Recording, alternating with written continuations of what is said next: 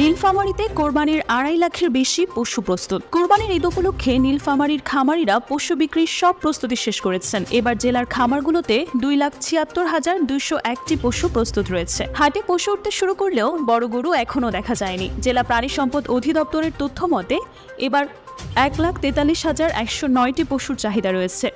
এছাড়া 1 লাখের কাছাকাছি পশু দেশের বিভিন্ন স্থানে পাঠানো হবে। জেলার বাইরে সাধারণত 6 থেকে 15 মণ ওজনের পশুর চাহিদা বেশি থাকে, তবে 4 থেকে 6 মণের মধ্যে বা নিচের পশুর সংখ্যাই বেশি। জেলার সৈয়দপুরের বিউটি এগ্রো ফার্মে এবার 15 থেকে 20 মণ ওজনের গরু দেখা মিলছে। আর এই ফার্মের 2টি ষাঁড়ের নামে রাখা হয়েছে ব্ল্যাক ও রেড ডায়মন্ড। ষাঁড় দুটো দেখলেই এক নজরেই ক্রেতাদের পছন্দ হবে।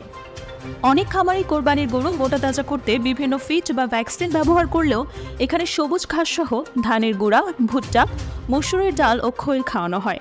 তবে এখনও সেই গরুগুলো হাতে তোলা বা নাম নির্ধারণ করা হয়নি। বিউটি এগ্রো ফার্মের পরিচালক আবিদ হোসেন বলেন, সব থেকেই খামার গড়ে তোলা হলেও এখন বাণিজ্যিকভাবে তৈরির চেষ্টা করছি। আর উন্নত জাতের ষাঁড় পালন করা অত্যন্ত ব্যয়বহুল। পশুর প্রতি ভালোবাসা না থাকলে খামার গড়া যায় না।